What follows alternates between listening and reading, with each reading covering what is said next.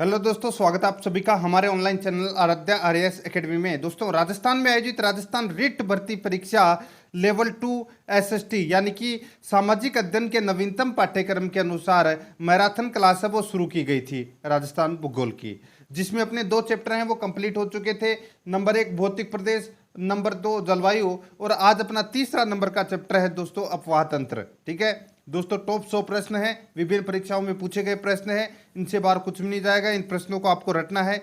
2021 के नवीनतम पाठ्यक्रम के अनुसार है। ये देखिए एसएसटी का 2021 में जो नवीनतम पाठ्यक्रम आया था, उस पाठ्यक्रम में देखिए दोस्तों, यहाँ पर राजस्थान का भूगोल एवं संसाधन, इसके अंदर देखिए तीसरा नंबर का चैप्टर है अपना अपवाह प्रणाली, इससे संबंधित प्रश्न है। ठीक है, पिछली क्लासें हैं वो अगर आपने नहीं देखी है तो आप प्ले लिस्ट में जाइए, वहाँ पे आपको फोल्डर मिल जाएगा, रिट एसएसटी मैराथन क्लास के नाम से वहाँ फोल्डर मिलेगा। तो आप वहाँ जाके पिछली क्लासें वो जरूर देखें, और आराध्या आरएएस एकेडमी के यूट्यूब चैनल को सब्सक्राइब जरूर करें, बेल आइकन को दबाएं, वीडियो को लाइक और अपने दोस्तों के पास में शेयर जरूर करें। तो चलिए दोस्तों, शुरू करते हैं आज का अपना इसमें पहला प्रश्न।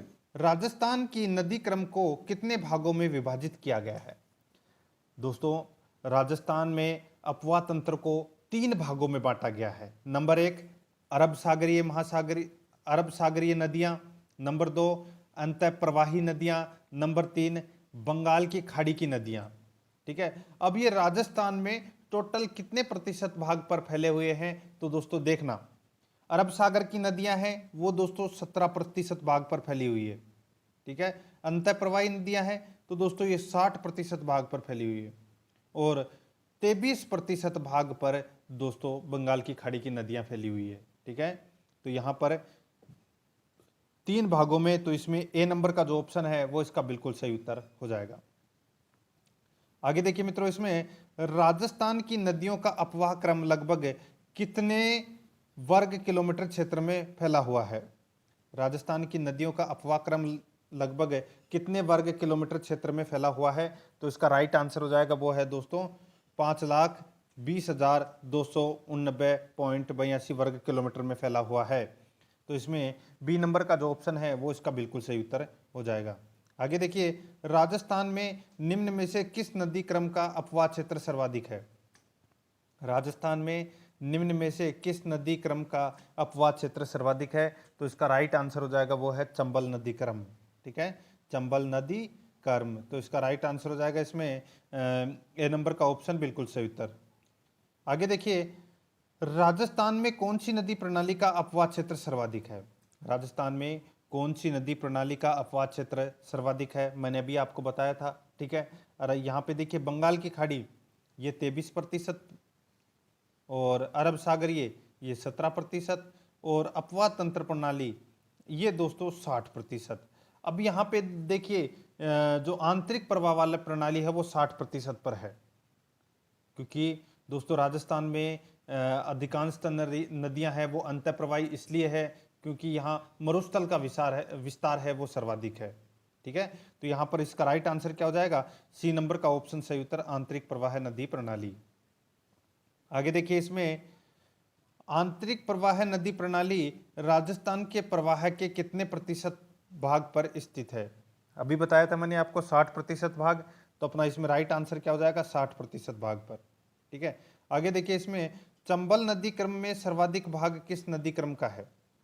चंबल नदी क्रम में सर्वाधिक भाग किस नदी क्रम का है? तो इसका राइट आंसर हो जाएगा वो है दोस्तों अपना इसमें बनास का। ठीक है, तो इसमें राइट आंसर हो जाएगा बी नंबर ऑप्शन सही उत्तर, बनास।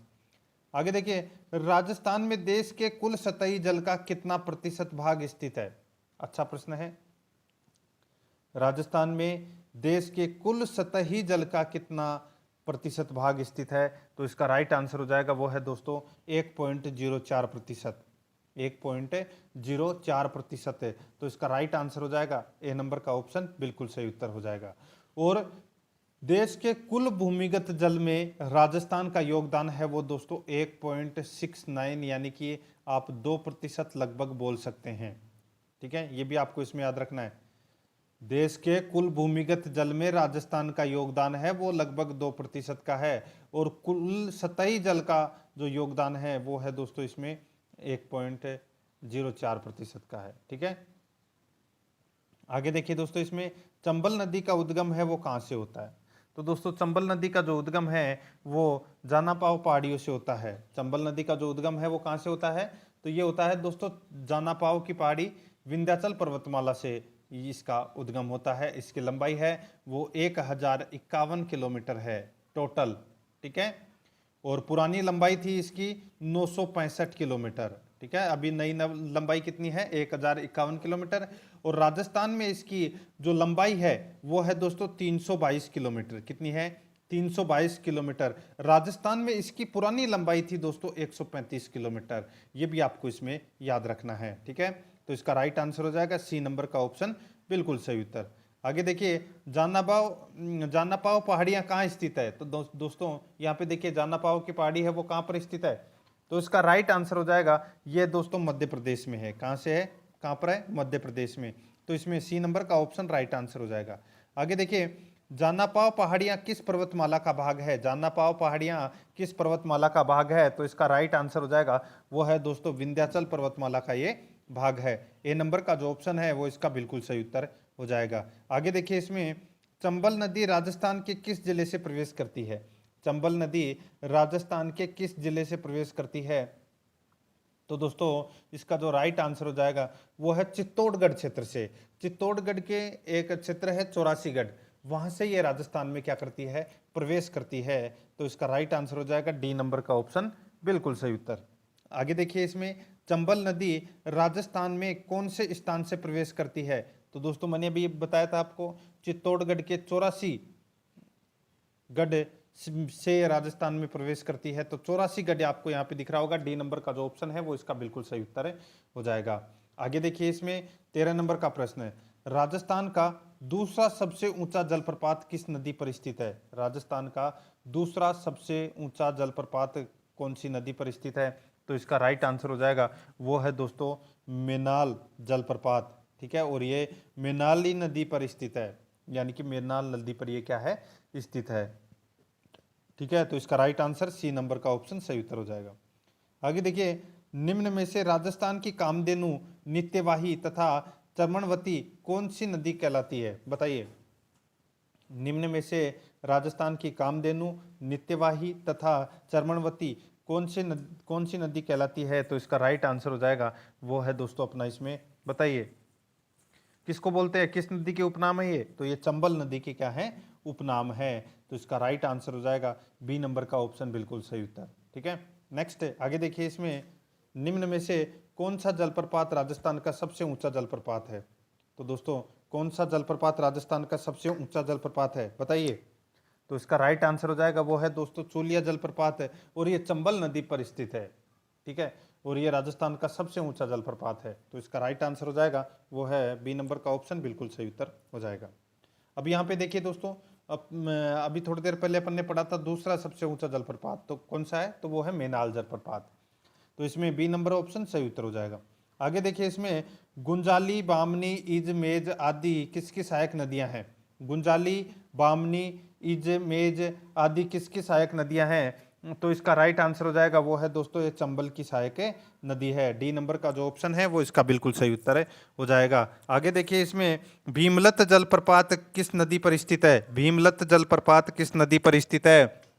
तो दोस्तों इसका राइट आंसर हो जाएगा ये मांगली नदी पर स्थित है भीमलत जलप्रपात। तो इसमें डी नंबर का जो ऑप्शन है वो इसका बिल्कुल सही उत्तर है हो जाएगा। आगे देखिए, इसमें काली सिंध नदी का उद्गम कहाँ से होता है? काली सिंध नदी का जो उद्गम है वो कहाँ से होता है? तो इसका राइट आंसर हो जाएगा वो है मध्य प्रदेश के देवास के पास से काली सिंध नदी का जो उद्गम है वो होता है। ए नंबर का जो ऑप्शन है वो इसका बिल्कुल सही उत्तर हो जाएगा।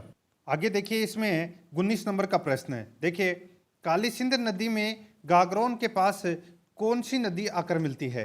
बताइए। यहाँ पे देखिए काली सिंध नदी है में गागरोन के पास कौन सी नदी आकर इसमें मिल जाती है? तो इसका राइट आंसर क्या हो जाएगा वो है दोस्तों, इसमें कौन सी नदी आकर मिलती है? तो वो है आहू नदी। कौन सी नदी? आहू नदी। झालावाड़ में आहू एवं काली सिंध नदी के संगम को क्या कहते हैं? सामेला बोलते हैं। क्या बोलते हैं? सामेला बोलते हैं, ठीक है। और जिसके किनारे दोस्तों कौन सा दुर्ग स्थित है? गागरोन दुर्ग स्थित है, ठीक है। तो अपना इसमें right answer C number option सही उत्तर हो जाएगा। आगे देखिए, इसमें पीपलाज, परवन, निवाज नदियों का पानी किस ओर जाता है? बताइए, पीपलाज, परवन, निवाज नदियों का पानी किस ओर जाता है? तो इसका राइट आंसर हो जाएगा वो है दोस्तों इसमें बंगाल की खाड़ी में जाता है। ठीक है, तो इसमें बी नंबर का जो ऑप्शन है वो इसका बिल्कुल सही उत्तर हो जाएगा। आगे देखिए, इसमें आयड़ नदी कौन सी नदी कहलाती है? आयड़ नदी कौन सी नदी कहलाती है? तो दोस्तों ये बेडच नदी को ही आयड़ नदी कहते हैं। तो इसका right answer A number option सही उत्तर हो जाएगा। आगे देखिए, इसमें आयड़ जिसको अपन बेडच नदी बोलते हैं, ठीक है, आयड़ नदी का उद्गम स्थल कहाँ पर स्थित है? तो दोस्तों कहाँ पर स्थित है आयड़ नदी का उद्गम स्थल? तो ये है दोस्तों गोगुंदा, उदयपुर में। ठीक है, गोगुंदा से इसका उद्गम होता है आयड़ या बेडच नदी का। तो अपना इसमें राइट आंसर डी नंबर का ऑप्शन सही उत्तर हो जाएगा। आगे देखिए, निम्न में से किस नदी पर उदय सागर झील निर्मित है? तो कौन सी नदी पर उदय सागर झील निर्मित है? तो इसका राइट आंसर हो जाएगा वो है दोस्तों इसमें बेडच नदी पर दोस्तों ये उदय सागर झील है वो स्थित है। तो इसका राइट आंसर क्या हो जाएगा? वो है इसमें सी नंबर का जो ऑप्शन है वो इसका बिल्कुल सही उत्तर हो जाएगा। आगे देखिए, इसमें निम्न में से मैनाली नदी किस क्षेत्र से उद्गम होती है? बताइए, मैनाली नदी यानी कि मैनाल नदी का जो उद्गम क्षेत्र है वो कौन सा है? तो वो है दोस्तों इसमें ऊपरमाल का पठार। ठीक है, ऊपरमाल के पठार से दोस्तों ये मैनाल नदी है ये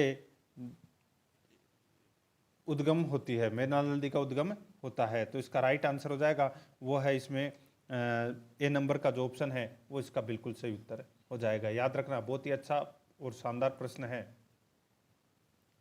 आगे देखिए दोस्तों, अपना इसमें अगला प्रश्न, राजस्थान का दूसरा ऊंचा जलप्रपात किस जिले में स्थित है? तो दोस्तों कहां पर यह स्थित है दूसरा सबसे ऊंचा जलप्रपात? तो इसका राइट आंसर हो जाएगा वो है इसमें कौन सा? तो वो है भीलवाड़ा। ठीक है, भीलवाड़ा में है ये मैनाल जलप्रपात। तो इसका राइट आंसर हो जाएगा बी नंबर का ऑप्शन बिल्कुल सही उत्तर। नेक्स्ट है, कोठारी नदी का उद्गम स्थल कौन सा है? तो कोठारी नदी का जो उद्गम है वो कौन सा है? तो दोस्तों दिवेर की पहाड़ी, दिवेर की पहाड़ी से दोस्तों कोठारी नदी का जो उद्गम है वो होता है। तो इसका राइट आंसर हो जाएगा सी नंबर का ऑप्शन बिल्कुल सही उत्तर, दिवेर से इसका उद्गम होता है। आगे देखिए, इसमें डाई नदी का पानी किस ओर जाता है? डाई नदी का पानी है वो किस ओर जाता है? तो इसका राइट आंसर हो जाएगा वो है इसमें दोस्तों बंगाल की खाड़ी में जाता है। ठीक है, तो इसमें ए नंबर का ऑप्शन बिल्कुल सही उत्तर हो जाएगा। ठीक है, याद रखना आपको इसमें। आगे देखिए, इसमें कोठारी नदी किसकी सहायक नदी है? कोठारी नदी है ये किसकी सहायक नदी है? तो दोस्तों कोठारी नदी है ये बनास की सहायक नदी है। किसकी सहायक नदी है? बनास की ये सहायक नदी है। तो इसमें डी नंबर का ऑप्शन बिल्कुल सही उत्तर हो जाएगा, याद रखना है आपको। आगे देखिए, इसमें खारी नदी का उद्गम स्थल कहाँ पर स्थित है? खारी नदी का जो उद्गम स्थल है वो कहाँ पर स्थित है? तो ये राजसमंद में स्थित है खारी नदी का उद्गम स्थल। ए नंबर का जो ऑप्शन है वो इसका बिल्कुल सही उत्तर हो जाएगा। आगे देखिए, खारी किसकी सहायक नदी है? खारी है ये किसकी सहायक नदी है? तो इसका राइट आंसर हो जाएगा वो है दोस्तों बनास। ठीक है, ये बनास की सहायक नदी है खारी। ठीक है, कोठारी, डाई, मेनाल, बेडच, बनास की ये सहायक नदियां हैं सारी की सारी। ठीक है, तो इसका राइट आंसर हो जाएगा वो है सी नंबर का ऑप्शन बिल्कुल सही उत्तर। आगे देखिए, डूंड नदी किस नदी प्रणाली वाली नदी है? यानी कि डूंड नदी है ये कौन सी नदी प्रणाली वाली नदी है? तो इसका सही उत्तर हो जाएगा वो है दोस्तों बंगाल की खाड़ी वाली नदी।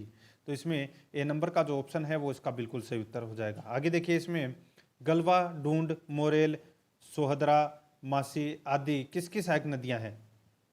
गलवा, डूंड, मोरेल, सोहदरा, मासी आदि किसकी सहायक नदियां हैं? तो इसका राइट आंसर हो जाएगा वो है दोस्तों बनास की। तो इसमें डी नंबर का जो ऑप्शन है वो इसका बिल्कुल सही उत्तर हो जाएगा, बनास की। आगे देखिए, इसमें बाणगंगा नदी का उद्गम स्थल कौन सा है? बाणगंगा नदी का उद्गम स्थल कौन सा है?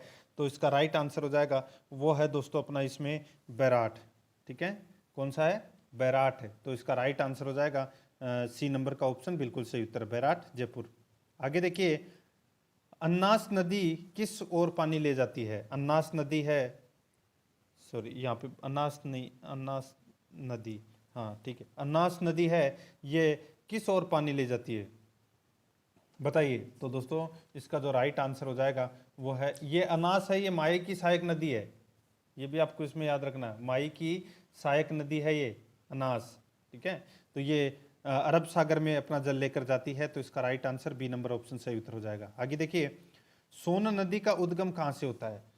बताइए, सोम नदी का उद्गम है वो कहाँ से होता है? तो इस नदी का उद्गम है वो दोस्तों उदयपुर से होता है। कहाँ से होता है? उदयपुर से होता है सोम नदी का उद्गम। तो इसका राइट आंसर हो जाएगा वो है बी नंबर का जो ऑप्शन है वो इसका बिल्कुल सही उत्तर हो जाएगा, याद रखना। ठीक है, आगे देखिए, इसमें 36 नंबर का प्रश्न है, पश्चिमी बनास नदी किस में मिल जाती है? पश्चिमी बनास नदी है वो किस में जाके मिल जाती है? राइट आंसर हो जाएगा इसका वह कच्छ के रण में जाके ये समा जाती है, यानी कि मिल जाती है। ए नंबर का ऑप्शन बिल्कुल सही उत्तर हो जाएगा। आगे देखिए, निम्न में से कच्छ के रण में पानी ले जाने वाली नदी नहीं है। निम्न में से कच्छ के रण में पानी ले जाने वाली नदी नहीं है, तो इसका राइट आंसर हो जाएगा वो है दोस्तों अपना इसमें चाप। ए नंबर का जो ऑप्शन है वो इसका बिल्कुल सही उत्तर हो जाएगा चाप। आगे देखिए, चाप नदी किसकी सहायक नदी है? चाप नदी है ये किसकी सहायक नदी है? तो दोस्तों ये माही की क्या है? सहायक नदी है। ठीक है, एरा, एराय, अनास, चाप, मोरेन, सोम, जाखम, ये क्या है? ये सभी की सभी क्या माही नदी की सहायक नदियां हैं। तो इसमें राइट आंसर हो जाएगा बी नंबर का ऑप्शन बिल्कुल सही उत्तर। आगे देखिए, साबरमती का उद्गम राजस्थान के किस जिले से होता है? साबरमती का उद्गम राजस्थान के किस जिले से होता है? तो इसका राइट आंसर हो जाएगा वो है इसमें उदयपुर से होता है साबरमती का उद्गम। डी नंबर का ऑप्शन बिल्कुल सही उत्तर हो जाएगा। आगे देखिए, साबरमती का पानी किस में गिरता है? साबरमती का पानी है वो किस में गिरता है? तो ये खंबात की खाड़ी में गिरता है। किस में गिरता है? खंबात की खाड़ी में गिरता है साबरमती का पानी। ठीक है, आगे इसमें देखिए, निम्न में से कौन सी नदी आंतरिक प्रवाह वाली नदी नहीं है? तो आंतरिक प्रवाह वाली नदी है वो कौन सी नहीं है? तो यहाँ पे देखिए दोस्तों, एराव। ठीक है, ये दोस्तों माही नदी की सहायक नदी है और ये आंतरिक प्रवाह वाली नदी नहीं है। बाकी रूपारेल, मंथा, साहिबी, ये तीनों दोस्तों क्या है? आंतरिक प्रवाह वाली नदियां हैं। तो इसमें सी नंबर का ऑप्शन राइट आंसर हो जाएगा। आगे देखिए, एराव नदी किसकी सहायक नदी है? तो एराव नदी है ये किसकी सहायक नदी है? अभी मैंने आपको बताया था दोस्तों, ये माही नदी की क्या है? सहायक नदी है। आगे देखिए, इसमें राजस्थान की सबसे बड़ी झील कौन सी है? राजस्थान की सबसे बड़ी झील कौन सी है? तो वो है दोस्तों सांबर झील। बी नंबर का ऑप्शन बिल्कुल सही उत्तर हो जाएगा। आगे देखिए, निम्न में से कौन सी नदी सांबर झील में नहीं गिरती है, यानी कि मिलती है? निम्न में से कौन सी नदी सांबर झील में नहीं मिलती है? तो देखिए यहाँ पे कांतली मिलती है, खंडेला भी मिलती है और रूपनगढ़, ये तीनों मिलती है, लेकिन मंथा है ये नहीं मिलती। तो इसका राइट आंसर हो जाएगा बी नंबर का ऑप्शन बिल्कुल सही उत्तर। नेक्स्ट, निम्न में से किस झील की आकृति धनुषाकार है? निम्न में से किस झील की आकृति धनुषाकार है? तो इसका राइट आंसर हो जाएगा वो है दोस्तों इसमें राजसमंद। ठीक है, सी नंबर का जो ऑप्शन है वो इसका बिल्कुल सही उत्तर हो जाएगा राजसमंद। आगे देखिए, जयसमंद, थोसरी बांध, विजय सागर, बाछोला बांध आदि किस जिले में स्थित है? जयसमंद, थोसरी बांध, विजय सागर, बाछोला बांध आदि किस जिले में स्थित है? तो ये स्थित है दोस्तों कहाँ पर? तो ये अलवर में है। बी नंबर का जो ऑप्शन है वो इसका बिल्कुल सही उत्तर हो जाएगा अलवर में। ठीक है, आगे देखिए, गजनेर नामक झील कहाँ पर स्थित है? गजनेर नामक झील है ये कहाँ पर स्थित है? तो ये बीकानेर में है। ए नंबर का ऑप्शन सही उत्तर हो जाएगा। आगे देखिए, तापी बावड़ी कहाँ पर स्थित है? तापी बावड़ी है ये कहाँ पर स्थित है? तो ये जोधपुर में स्थित है। कहाँ पर है? जोधपुर में स्थित है तापी बावड़ी। डी नंबर का ऑप्शन बिल्कुल सही उत्तर हो जाएगा। आगे देखिए, इसमें गढ़सीसर, अमर सागर, गजरूप सागर तथा मूल सागर नामक झीलें कहाँ पर स्थित है? गढ़सीसर, अमर सागर, गजरूप सागर तथा मूल सागर नामक जिले कहाँ पर स्थित है? तो ये स्थित है कहाँ पर? तो ये जैसलमेर में स्थित है। तो इसमें बी नंबर का ऑप्शन सही उत्तर हो जाएगा जैसलमेर में। आगे देखिए, राष्ट्रीय झील संरक्षण कार्यक्रम कब प्रारंभ किया गया? राष्ट्रीय झील संरक्षण कार्यक्रम कब प्रारंभ किया गया? तो ये प्रारंभ किया गया दोस्तों कब? तो ये 10वीं पंचवर्षीय योजना से ये प्रारंभ किया गया। तो इसका राइट आंसर हो जाएगा ए नंबर का ऑप्शन बिल्कुल सही उत्तर हो जाएगा। ठीक है, आगे देखिए, इसमें 10वीं पंचवर्षीय योजना में संचालित राष्ट्रीय झील संरक्षण योजना में निम्न में से सम्मिलित नहीं थी। 10वीं पंचवर्षीय योजना में संचालित राष्ट्रीय झील संरक्षण योजना में निम्न में से सम्मिलित नहीं थी। तो बताइए कौन सी झील इसमें सम्मिलित नहीं थी? तो दोस्तों देखिए, इसमें 3 जिले सम्मिलित थी, फतेह सागर, नक्की झील और आना सागर, ये तीनों सम्मिलित थी, लेकिन कोलायत इसमें सम्मिलित नहीं थी। डी नंबर का जो ऑप्शन है वो इसका बिल्कुल सही उत्तर हो जाएगा।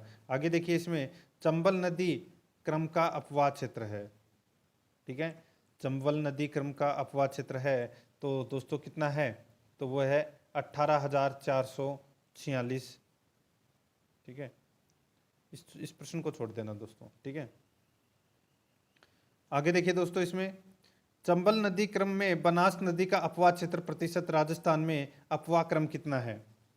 चंबल नदी क्रम में बनास नदी का अपवाह क्षेत्र प्रतिशत राजस्थान के अपवाह क्रम का कितना है, तो इसका राइट आंसर हो जाएगा। देखिए, राजस्थान के नदियों के कुल अपवाह क्रम में चंबल नदी का जो हिस्सा है वो है दोस्तों 20.90%। कितना है, 20.90% है, जिसमें चंबल नदी का 5.40% और बनास का 9.80% हिस्सा आता है इसमें। तो इसमें राइट आंसर हो जाएगा ए नंबर का ऑप्शन बिल्कुल सही उत्तर हो जाएगा। ठीक है, आगे देखिए, इसमें माही नदी क्रम का राजस्थान में अपवाह क्षेत्र कितना है वर्ग किलोमीटर में। माही नदी क्रम का राजस्थान में अपवाह क्षेत्र कितना है, तो इसका राइट आंसर हो जाएगा वो है दोस्तों इसमें 16,551.18 वर्ग किलोमीटर। सी नंबर का जो ऑप्शन है वो इसका राइट आंसर हो जाएगा। ठीक है, माही नदी क्रम का अपवाह क्षेत्र राजस्थान के कुल अपवाह क्षेत्र का 4.80% है, और वो कितना होता है 16,551.18 वर्ग किलोमीटर। ठीक है, इसमें इसकी सहायक नदियां भी आ गई, तो इसमें सी नंबर का ऑप्शन राइट आंसर हो जाएगा। आगे देखिए, लूणी नदी क्रम का अपवाह क्षेत्र कितना प्रतिशत है। लूणी नदी क्रम का अपवाह क्षेत्र कितना प्रतिशत है, तो इसका राइट आंसर हो जाएगा वो है 10.40%। ए नंबर का जो ऑप्शन है वो इसका बिल्कुल सही उत्तर हो जाएगा 10.40%। आगे देखिए, आंतरिक अपवाह क्रम में कौन सम्मिलित है। आंतरिक अपवाह क्रम में कौन सम्मिलित है, तो दोस्तों कौन सम्मिलित है, देखिए कांतली आंतरिक है, सोता, साबी, बाराहा, बाणगंगा। ठीक है, और अनुत्पन्न धाराएं व लूणी नदी की अनुपंथ धाराएं, तो ये सभी है ये आंतरिक प्रवाह क्रम में सम्मिलित हैं। तो इसका राइट आंसर हो जाएगा डी नंबर का ऑप्शन बिल्कुल सही उत्तर। ठीक है, आगे देखिए, इसमें राजस्थान में सतही जल की संभाव्यता कितनी है 1 कट फुट पानी में, तो इसका राइट आंसर हो जाएगा वो है 14.50 मिलियन। ठीक है, 14.50 मिलियन, बी नंबर का ऑप्शन बिल्कुल सही उत्तर हो जाएगा। आगे देखिए, इसमें राजस्थान की नदियों को जल प्रवाह के आधार पर कौन से क्षेत्र में विभाजित नहीं किया गया है, तो कौन से क्षेत्र में विभाजित नहीं किया गया है, तो दोस्तों वो है हिंद महासागर की ओर ले जाने वाली नदियों। ठीक है, हिंद महासागर की ओर पानी ले जाने वाली नदियां, ये राजस्थान में नहीं है। बंगाल की खाड़ी, अरब सागर है और आंतरिक प्रवाह, 3 प्रकार की है। तो इसमें सी नंबर का ऑप्शन राइट आंसर हो जाएगा। आगे देखिए, निम्न में से किसे चर्मणवती, कामधेनु तथा नित्यवाही नदी कहते हैं, किसे कहते हैं, तो ये कहते हैं दोस्तों चंबल नदी को। तो इसमें राइट आंसर क्या हो जाएगा, ए नंबर का ऑप्शन बिल्कुल सही उत्तर हो जाएगा। आगे देखिए, चंबल नदी की कुल लंबाई कितनी है, तो दोस्तों मैंने अभी आपको बताया था थोड़ी देर पहले ही, चंबल नदी की जो कुल लंबाई है वो है दोस्तों कितनी, 1051 किलोमीटर। 1051 किलोमीटर, ये 966 दे रखा है ना, ये पुरानी लंबाई है। वर्तमान में जो लंबाई है वो 1051 किलोमीटर है। और देखिए, राजस्थान में देखिए 135 दे रखी है, तो 135 को काट कर आप कितने कर लेना, 322। ठीक है, 322 कर लेना, 322 किलोमीटर है वर्तमान में राजस्थान में चंबल नदी की लंबाई। ठीक है, तो यहाँ पे देखिए अगला प्रश्न आया है, चंबल नदी की राजस्थान में लंबाई तो कितनी करनी है, 322 किलोमीटर। ठीक है, आगे देखिए, इसमें चंबल नदी राजस्थान और मध्य प्रदेश राज्य की कितनी लंबाई की सीमा का निर्धारण करती है, तो कितनी लंबी सीमा का निर्धारण करती है, तो इसका राइट आंसर हो जाएगा वो है दोस्तों अपना इसमें 241 किलोमीटर। ए नंबर का जो ऑप्शन है वो इसका बिल्कुल सही उत्तर हो जाएगा। आगे देखिए, राजस्थान का सबसे ऊंचा जलप्रपात कौन सा है, तो मैंने भी आपको बताया चूलिया जलप्रपात है, ये सबसे ऊंचा जलप्रपात है, चंबल नदी पर ये स्थित है। ठीक है, आगे देखिए, इसमें और इसकी ऊंचाई है वो कितनी है, लगभग 82 फीट है, ये भी आपको इसमें याद रखना है। आगे देखिए, इसमें चंबल नदी किसमें तथा कहाँ पर मिल जाती है, तो दोस्तों चंबल नदी है वो यमुना में मिल जाती है, इटावा के पास में, यूपी में, ठीक है, उत्तर प्रदेश में यमुना में जाके मिल जाती है। तो इसका राइट आंसर हो जाएगा बी नंबर का ऑप्शन सही उत्तर। आगे देखिए, किस नदी को वन की आशा नदी भी कहा जाता है? किस नदी को वन की आशा नदी भी कहा जाता है? तो इसका राइट आंसर हो जाएगा वो है बनास नदी को वन की आशा नदी कहते हैं। ए नंबर का ऑप्शन बिल्कुल सही उत्तर हो जाएगा। आगे देखिए, बनास नदी का उद्गम स्थल कौन सा है? तो दोस्तों बनास नदी का जो उद्गम है ये होता है दोस्तों कहाँ से? तो ये होता है दोस्तों खमनोर की पहाड़ी राजसमंद से बनास का उद्गम होता है। तो इसमें सी नंबर का ऑप्शन सही उत्तर हो जाएगा। आगे देखिए, इसमें बनास नदी किसकी सहायक नदी है? तो बनास है ये चंबल नदी की सहायक नदी है। किसकी है?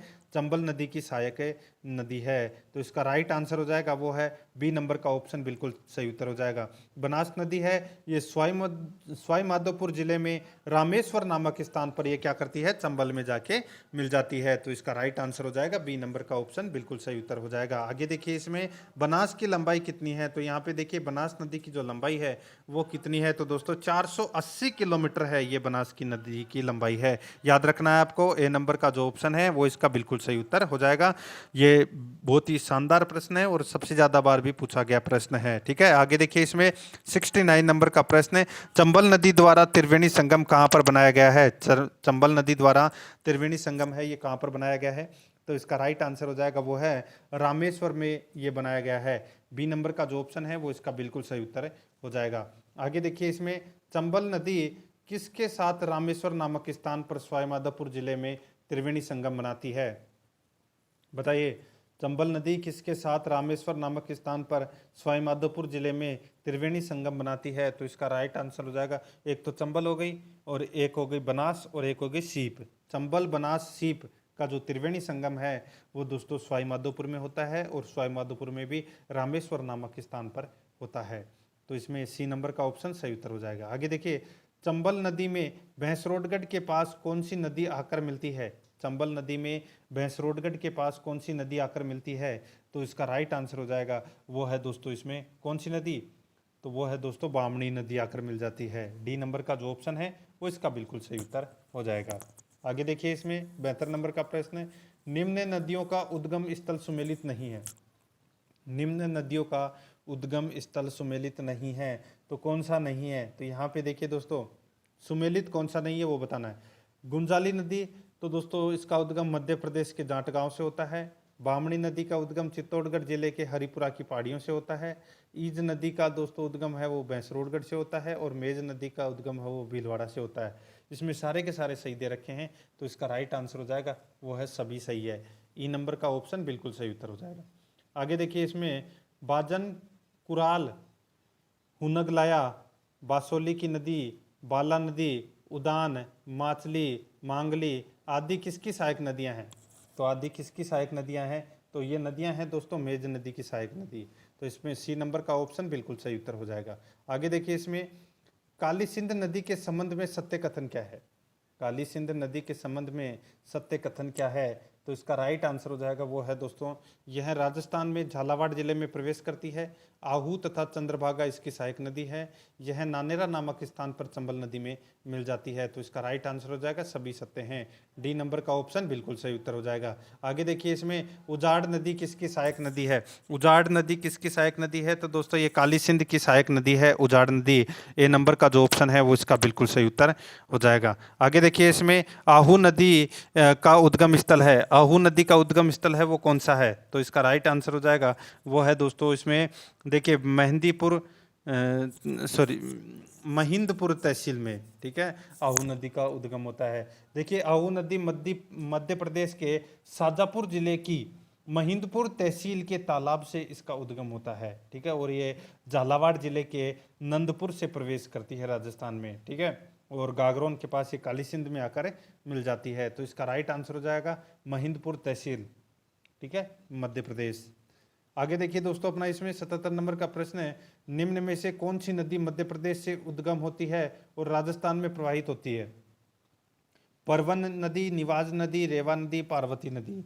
ये सभी नदी ऐसी हैं जो मध्य प्रदेश से तो इनका उद्गम होता है लेकिन ये राजस्थान में प्रवेश करती है। तो इसका राइट आंसर हो जाएगा ई नंबर का ऑप्शन बिल्कुल सही उत्तर हो जाएगा सभी। आगे देखिए 78 नंबर प्रश्न है, इसमें देखिए अजनार तथा घोड़ापछाड़ नदियों की संयुक्त धारा किस नाम से जानी जाती है? अजनार तथा घोड़ापछाड़ नदियों की संयुक्त धारा किस नाम से जानी जाती है? तो इसका राइट आंसर हो जाएगा वो है दोस्तों इसमें परवन नदी के नाम से जानी जाती है। तो इसमें ए नंबर का जो ऑप्शन है वो इसका बिल्कुल सही उत्तर हो जाएगा। आगे देखिए इसमें परवन नदी में असत्य कथन छांटिए। परवन नदी में असत्य कथन अपने को छांटना है कि कौन सा इसमें सही दे रखा है। ठीक है, परवन नदी के बारे में। ठीक है, अच्छा प्रश्न है, ध्यान से देखिएगा मित्रों इनको। देखिए यह नदी राजस्थान में झालावाड़ जिले के मनोहर थाना कस्बे से प्रवेश करती है, बिल्कुल सही है। यह काली सिंध की सहायक नदी है, ये भी बिल्कुल सही है। इसका उद्गम मध्य प्रदेश से होता है, ये भी इसमें सही है। यानी कि इसमें तीनों सही है।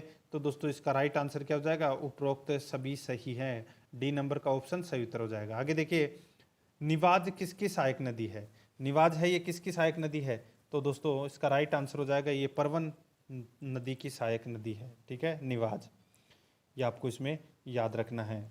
और इसका उद्गम है वो मध्य प्रदेश से होता है और राजस्थान के झालावाड़ जिले के कोल्लू खेड़ी में ये प्रवेश करती है। ठीक है, तो इसका राइट आंसर हो जाएगा बी नंबर ऑप्शन सही उत्तर हो जाएगा। और फिर ये परवन में आके मिल जाती है। आगे देखिए क्यासरी नदी किसकी सहायक नदी है? क्यासरी नदी है ये किसकी सहायक नदी है?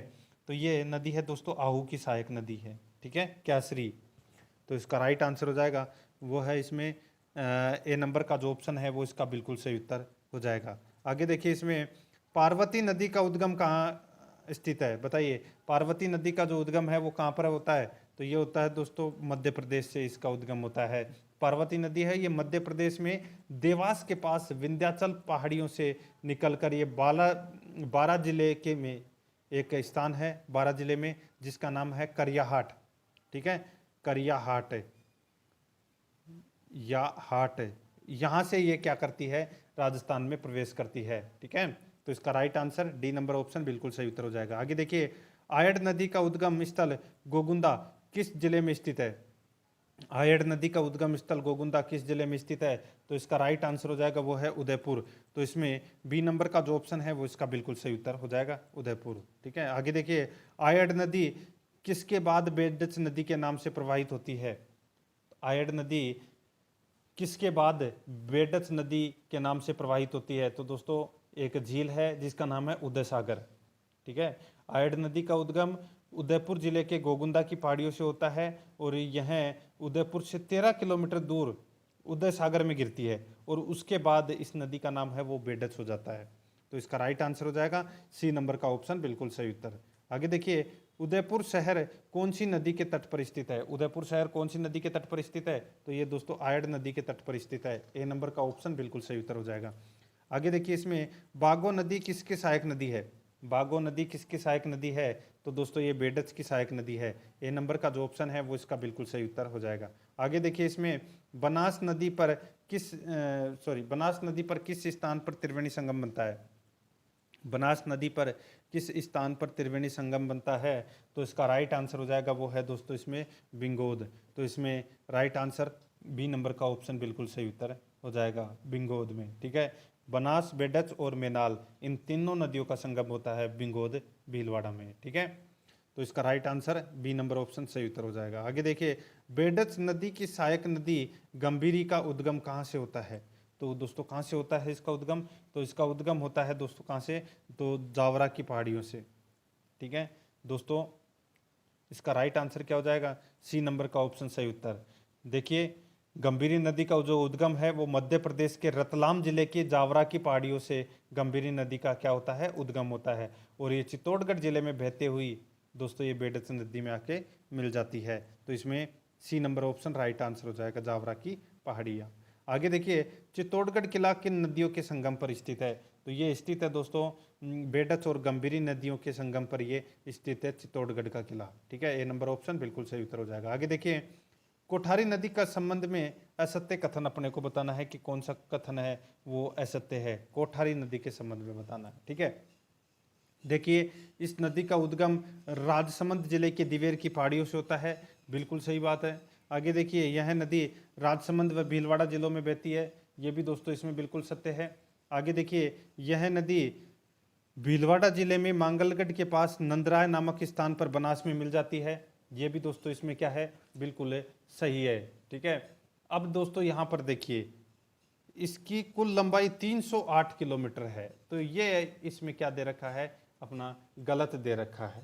ठीक है, तो दोस्तों इसका राइट आंसर क्या हो जाएगा, वो है इसमें डी नंबर का ऑप्शन बिल्कुल सही उत्तर हो जाएगा, क्योंकि ये इसमें गलत दे रखा है। ठीक है, आगे देखिए इसमें कोठारी नदी की लंबाई कितनी है। तो दोस्तों कोठारी नदी की जो लंबाई है वो कितनी है बताइए। तो इसका राइट आंसर हो जाएगा वो है दोस्तों 145 किलोमीटर है, ये कोठारी नदी की लंबाई है। ऊपर वाले प्रश्न में कितनी दे रखी थी, 308 किलोमीटर दे रखी थी, जो कि गलत है। आगे देखिए खारी नदी का उद्गम निम्न में से कहाँ पर होता है। तो खारी नदी का जो उद्गम है वो होता है दोस्तों राजसमंद जिले में एक स्थान है जिसका नाम है बिजराल, और बिजराल गांव से खारी नदी का क्या होता है, उद्गम होता है। ए नंबर का ऑप्शन बिल्कुल सही उत्तर हो जाएगा। आगे देखिए टोंक जिले में बनास नदी पर किन नदियों द्वारा त्रिवेणी संगम बनाया जाता है। टोंक जिले में बनास नदी पर किन नदियों द्वारा त्रिवेणी संगम बनाया जाता है। तो इसका राइट आंसर हो जाएगा वो है दोस्तों खारी तथा डाई द्वारा, खारी तथा डाई द्वारा। ए नंबर का जो ऑप्शन है वो इसका बिल्कुल सही उत्तर हो जाएगा। आगे देखिए निम्न में से किस नदी का उद्गम सुमेलित है। निम्न में से किस नदी का उद्गम सुमेलित नहीं है। निम्न में से किस नदी का उद्गम सुमेलित नहीं है। तो इसका राइट आंसर हो जाएगा वो है दोस्तों इसमें देखिए डाई नदी अजमेर जिला, मासी सिलोरा पहाड़ियों से, बांडी नदी है ये चाकसू से, सहोदरा नदी है ये अराय गांव अजमेर से। ठीक है, तो इसमें सारे के सारे सही दे रखे हैं उद्गम, तो इसका राइट आंसर हो जाएगा सभी सुमेलित हैं। तो इसमें ई नंबर का ऑप्शन बिल्कुल सही उत्तर हो जाएगा। आगे देखिए इसमें सोहोदरा नदी किसकी सहायक नदी है। सोहोदरा किसकी सहायक नदी है।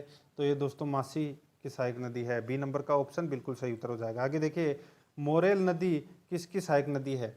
मोरेल नदी किसकी सहायक नदी है। तो दोस्तों ये बनास की सहायक नदी है मोरेल नदी। ठीक है, तो इसका ए नंबर का ऑप्शन बिल्कुल सही उत्तर हो जाएगा। आगे देखिए गलवा नदी किस में मिलती है। गलवा नदी है ये किस में मिलती है। तो दोस्तों ये बनास में मिलती है गलवा नदी। सी नंबर का ऑप्शन राइट आंसर हो जाएगा। आगे देखिए निम्न में से रुंड नदी किसे कहते हैं। निम्न में से रुंड नदी किसे कहते हैं। तो दोस्तों बाणगंगा को रुंड नदी कहते हैं। ठीक है, तो इसका राइट आंसर हो जाएगा डी नंबर ऑप्शन बिल्कुल सही उत्तर। आगे देखिए निम्न में से अरब सागर की ओर जाने वाली निम्न में से अरब सागर की ओर पानी ले जाने वाली नदी तंत्र है। तो इसका राइट आंसर हो जाएगा कौन सा है। देखिए अरब सागर की तरफ माही नदी भी लेके जाती है, लूणी नदी भी लेके जाती है, साबरमती भी लेके जाती है, बनास नदी भी ले पश्चिमी बनास लेके जाती है, बनास नहीं। ठीक है, पश्चिमी बनास। तो इसमें सारे के सारे सही दे रखे हैं। तो इसका राइट आंसर हो जाएगा वो है ई नंबर का ऑप्शन सही उत्तर हो जाएगा, उपरोक्त सभी। नेक्स्ट है निम्न में से किस नदी का उद्गम मेहंद झील से होता है। तो किस नदी का उद्गम मेहंद झील से होता है। तो इसका राइट आंसर हो जाएगा वो है दोस्तों माही नदी का जो उद्गम है वो मध्य प्रदेश के धार जिले के अमजरा स्थान की मेहंद झील से होता है। ठीक है, तो इसका राइट आंसर हो जाएगा ए नंबर ऑप्शन बिल्कुल सही उत्तर हो जाएगा। तो दोस्तों यहाँ पर देखिए अपन ने राजस्थान का भूगोल एवं संसाधन में अपवाह प्रणाली से संबंधित प्रश्न है वो पढ़ लिए हैं। अगर आपने पिछली क्लासें हैं वो नहीं देखी है तो आप प्ले लिस्ट में जाइए, वहाँ पे आपको फोल्डर मिल जाएगा रेट एसएसटी मैराथन क्लास के नाम से, वहाँ फोल्डर बना हुआ है। तो आप वहाँ जाके पिछली क्लासें वो जरूर देखें, और आराध्या रेस अकेडमी के यूट्यूब चैनल को सब्सक्राइब जरूर करें, बेल आइकन को दबाएं, वीडियो को लाइक और अपने दोस्तों के पास में शेयर जरूर करें। मिलते हैं दोस्तों नेक्स्ट वीडियो में। जय हिंद, जय भारत।